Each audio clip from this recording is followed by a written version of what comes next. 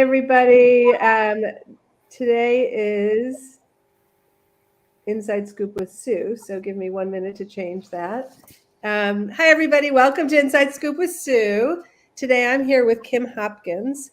And I'll give you a little background about Kim, but I'm also so excited because one of the things that we hear from parents the most is this kind of fear of their kids when they're outbursts are too big for us. And so we're going to talk about that today. And I'm really excited because you have such good stuff to tell us that will change our lives. It really will. And you know that. So let me give a background. Kim Hopkins is an independently licensed clinical social worker who has specialized in working with behaviorally challenging kids for more than 25 years. She's been a collaborative and proactive solutions trainer since 2007.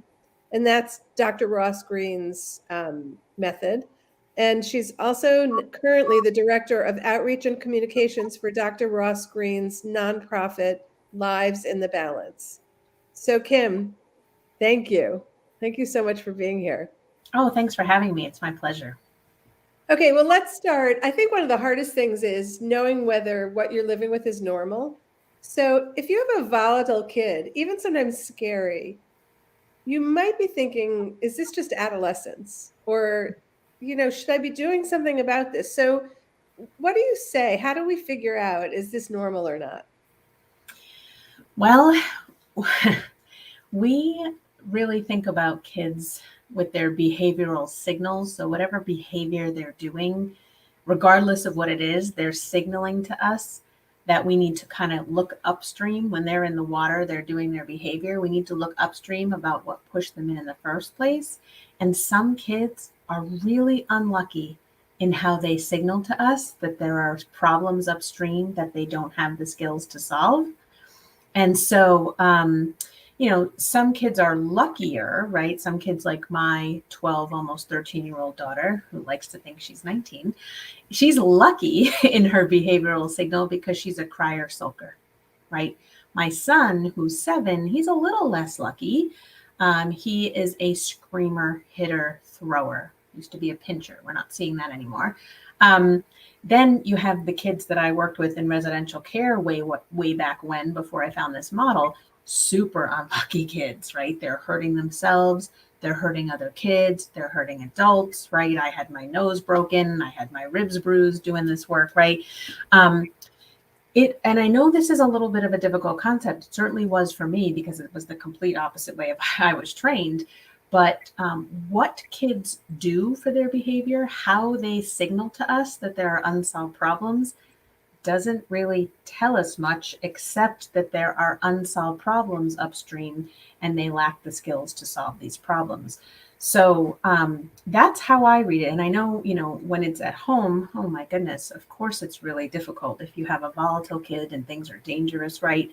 Even if they're not dangerous, it's just that we've been taught that the behavior is the thing we have to address. Right. And so you're kind of saying, when you call it lucky and unlucky, it's like the same emotional thing is happening underneath, but the way they're manifesting it is different. And that it's so generous.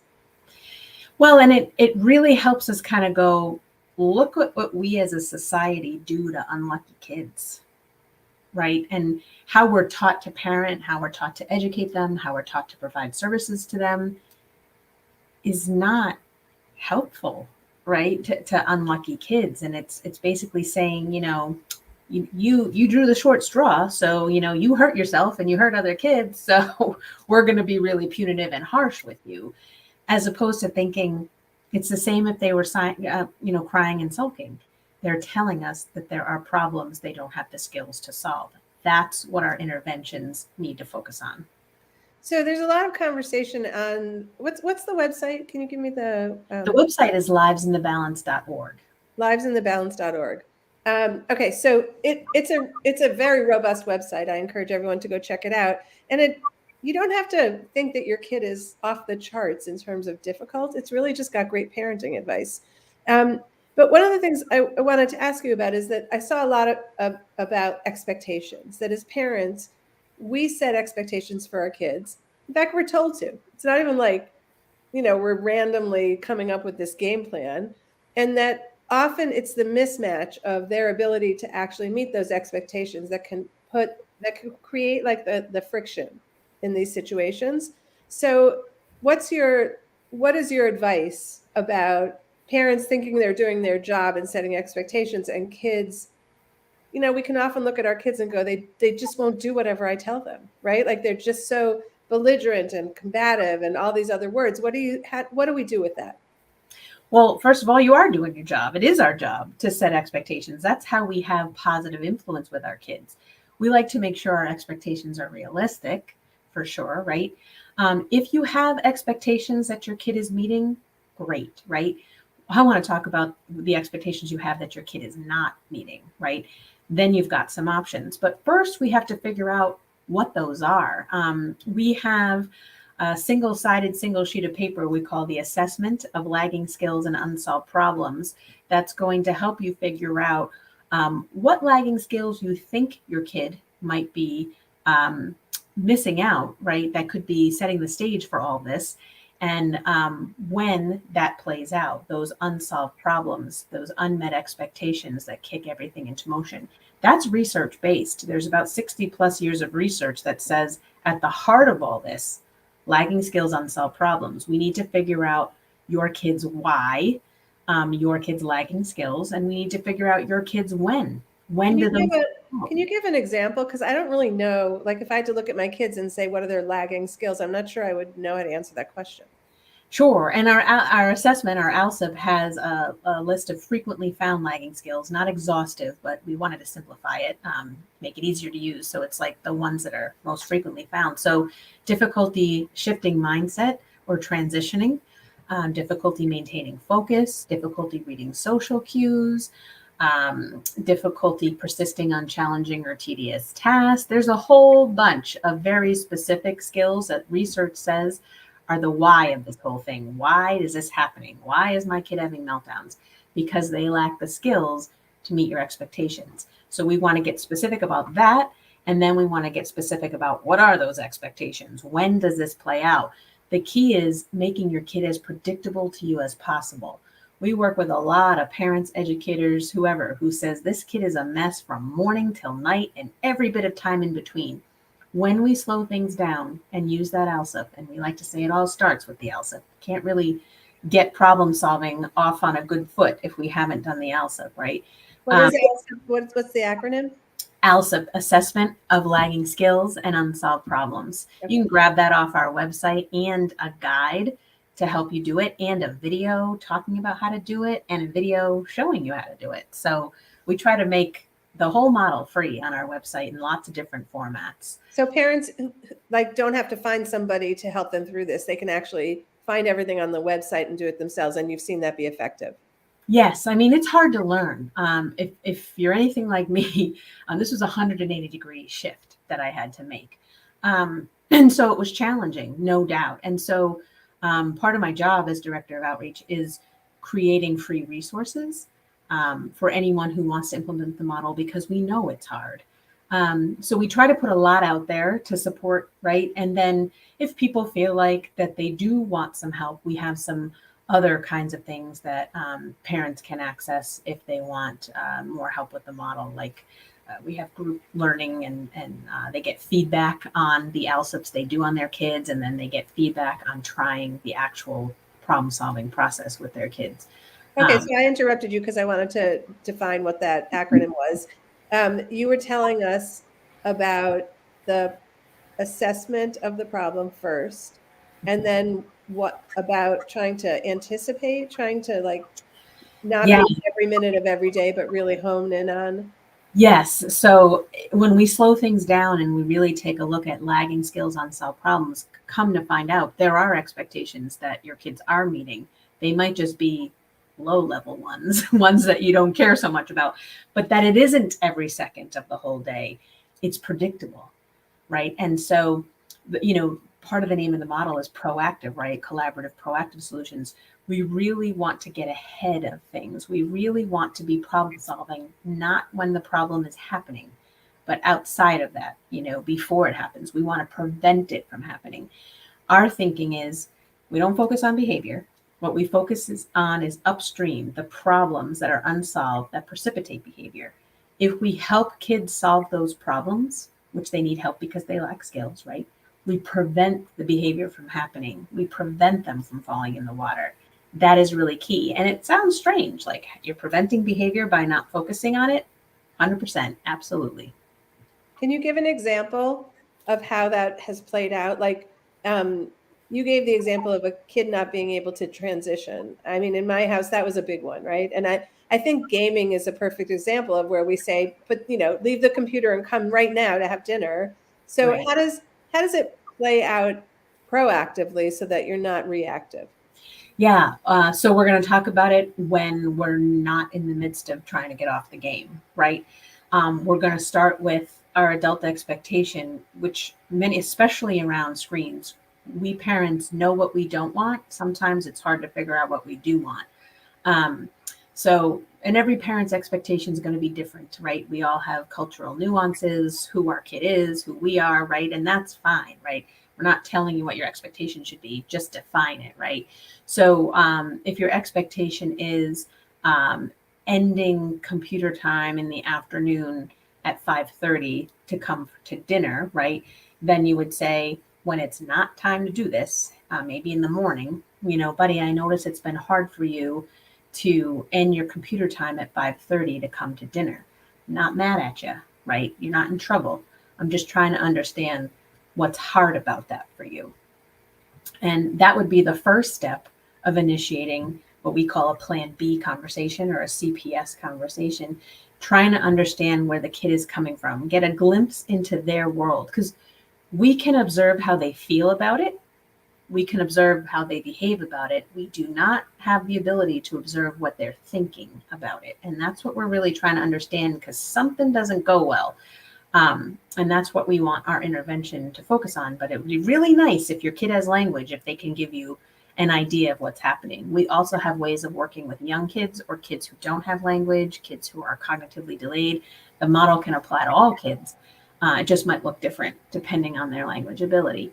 But what we're really trying to get after is what is hard about this, right? We hear all different things, but a kid might say, I really hate when I'm in the middle of a game and I don't have the ability to finish. Not finishing brings them anxiety and all that. I'd want to know a little bit more about that. But then the second step would be, I'm going to tell them what worries me about the situation. Now, as parents, our expectations, excuse me, are driven from worries, things that we're worried about. And we're typically only worried about a handful of things when we think about it. We're typically worried about health, safety, learning, maybe, right? And we want to think about how the problem affects the kid and how the problem affects others around the kid, right?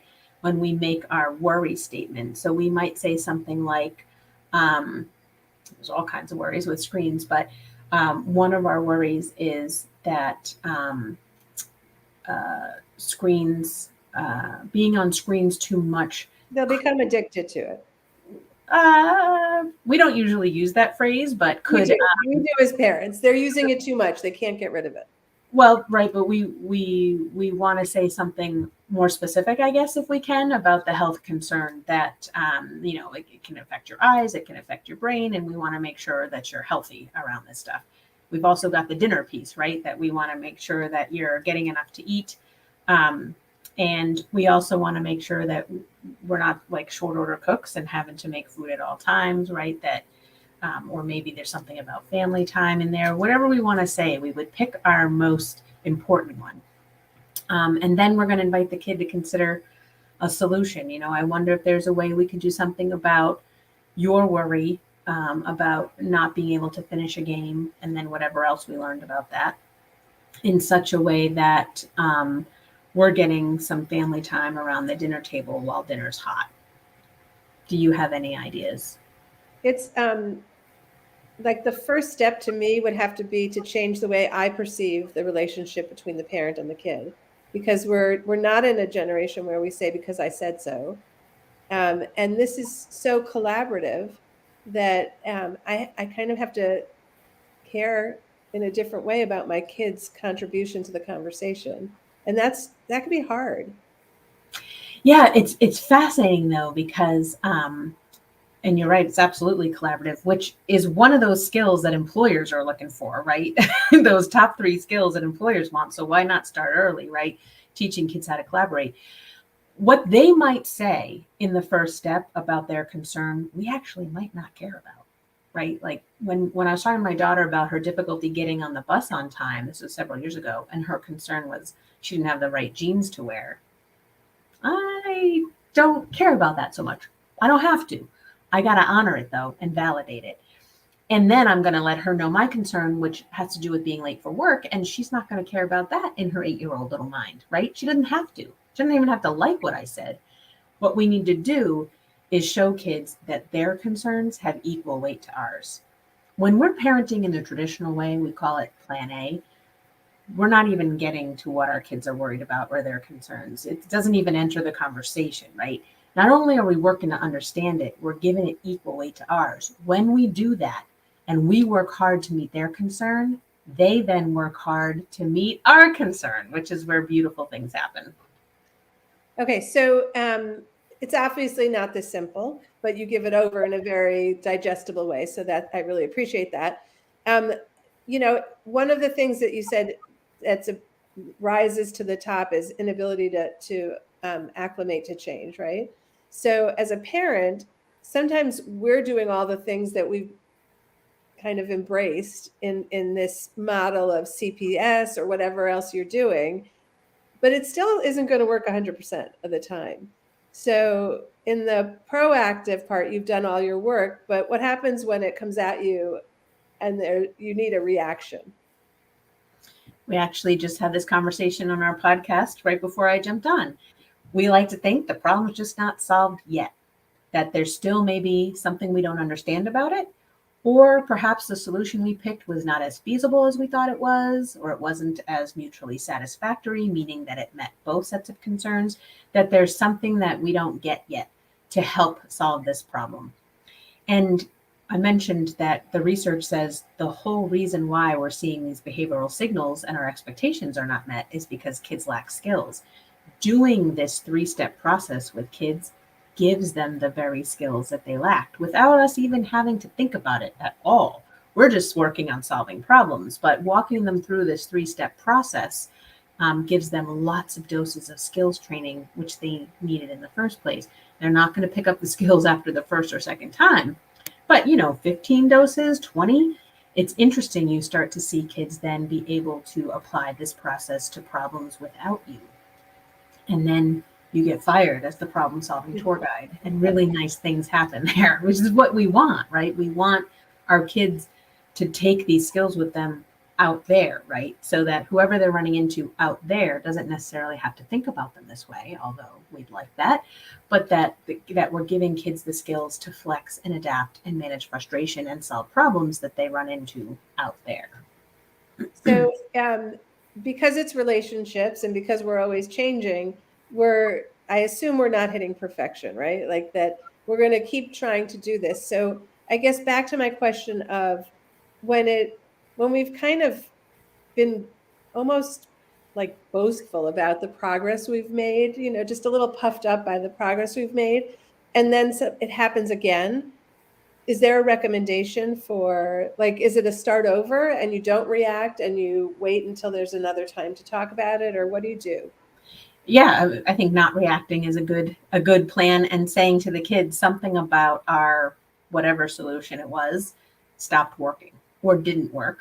What do you make of it?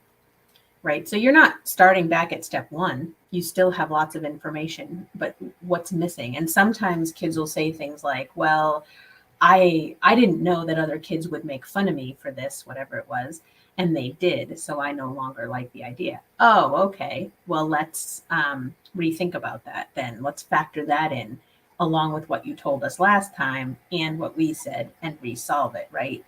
But we're always in curiosity mode. If it didn't work, our main lens that we use is kids do well if they can. Right. That's And my so last question. I love that. yeah. So if they're not doing well, we're in curiosity mode. What's in the way? Because of course they'd want to do well. They're the ones who suffer the most when they don't do well. We're suffering, no doubt, as their parents, right? But they're suffering even more. They realize, they look around, they realize that other kids can do these things and meet these expectations. How come I can't? That doesn't feel good. They're upsetting the very adults that they care about. That doesn't feel good, right? Life's not going so great when they're not able to meet expectations, right? So of course they would want to do well. And we, even with older kids who can be very good at trying to convince us that they don't care and they don't want to do well, don't buy it. That is a defense mechanism. And I can say that with 100% confidence because when I went against my training and learned this model, I worked in residential care with kids who were 12 to 22 years old who had given up on themselves, and they were very creative about how they tried to make us believe that they didn't care. And once we changed our lenses to kids do well if they could, if they can, right? The other conventional wisdom, the way I was trained, was kids do well if they wanna. And if they want to do well, they do well. And if they don't want to, they don't. And our job is to make them wanna, right? With rewards and consequences. And in residential care, particularly in the early 90s in Massachusetts, we could make kids wanna in a lot of creative, awful ways, some of which we can't do anymore, which is good. But then we scratch our heads and go, how come that didn't last, right? Because they already wanna. We need to understand lagging skills, unsolved problems. Once we view kids that way and we intervene with them in such a way to help them solve their problems and gain the skills that they're lacking, you see different kids. It's not a motivation deficit. Might be buried deep, particularly as they get older if they've been misunderstood for so long. But don't buy it. You'll see motivation come along. It's there, it just gets buried. This is not about kids not having motivation. This is about kids not having skills. That's the engine of the train. We got. I love the starting point as just seeing the good in the kid and not focusing on the behavior lets you kind of open up the curtain and let the good come out. So I'm wondering for a family who right now is in a really bad dynamic with a kid. And there might even be some fear from the reaction of that kid, whether it's physical or emotional or whatever it is, or we call it, say, we used to talk about one kid walking on eggshells around them. So the dynamic isn't going well. How do we reverse that? Like literally, how do you go from yesterday to today and make it different? Yeah, if you're on Facebook, join the B team. That's our group on there with 90,000 plus parents who are in the same boat. And we'll tell you that nothing changes overnight. But if you get to work on that ALSUP fast, because that's going to become your roadmap. Yes, you're going to have your high priority unsolved problems that you're going to actually walk through the process on. But what's even equally as important, what are you going to do with everything else to calm things down? There's another option. So there's a third option. We call it Plan C. That's when you're going to set aside expectations temporarily that you know your kid can't meet and you're not ready to work on yet. Plan C is not giving in, right? Giving in is when you go with Plan A or traditional discipline, right? The make them wanna. It blows up in your face because it often makes things worse. And then you go, never mind. A to C is giving in. Going with C from the gate is being smart and strategic. You're managing expectations so that you do not have to manage behavior. That is key. You've got to stabilize the situation, right? Especially if there's fear, right? And it doesn't tell kids that our expectations are no longer important. And we can be explicit, especially if they're older, and tell them, you hit a lot of bumps in the road during the course of the day.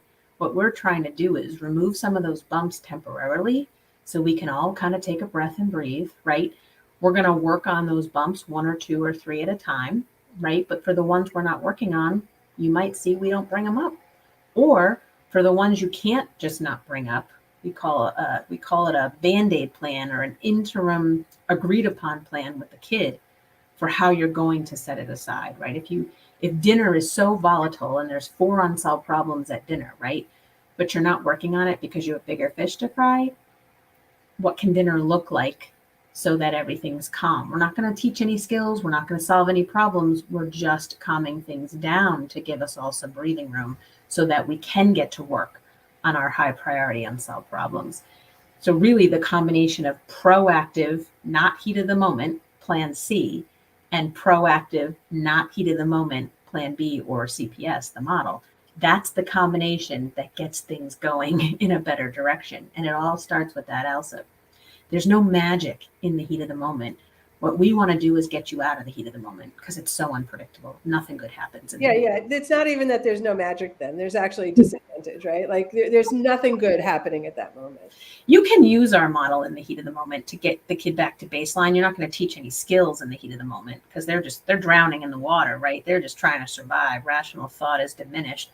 And it's better than any, if you can't plan C it in the heat of the moment, emergency C and set it aside, you can emergency B if you need to. We'd rather you avoid getting there altogether by doing the ALSIP, proactive C, proactive B. So do you ever hear stories or have you experienced yourself where it takes two to do this dance, right? And like teenagers aren't always so forthcoming when you say, let's have a conversation. So Yep. you listen to this interview right now and you're like, I am so excited to do this. And your kid walks in the door and you're like, great news. I've got something to tell you, right? And your kid's like, I'm not interested. How do you overcome that? A couple ways. First, I bend over backwards to really explicitly tell them what plan A is and what it's looked like in our house. I know we've yelled. I know we've screamed. I know that we've taken away screens. We've done this. And what we're realizing is not only didn't that help, it kind of made things worse because it deteriorates the relationship. I want to own all that, right? Then I want to say there's a new way and tell them what that's going to sound like. And let's try. We got nothing to lose, right? So there's that. But then even kids who have words, a face to face is not going to work out. It's too volatile, whatever, right? So a lot of CPS conversations happen via text. A lot of them happen via notes back and forth. A lot of it happens without words. We have Jennifer Trethaway, who is our social media coordinator and formerly a parent volunteer. Her kid's now 19. When he was 11 or 12, they started using the model, and all their conversations were him in his bed with every pillow and comforter he had over him with his hand sticking out. Because we have something called the 5-finger method, where you take guesses about what could be getting in the way of meeting the expectation, and your kid rates their guesses on their fingers, where 1, you're totally wrong, and 5, you're totally right, and you can define everything in between. You can simplify that too, if that's too much. But all their conversations were using the 5-finger method with his hand sticking out of his comforters, right? Not today at 19, which is great, but at the beginning, absolutely.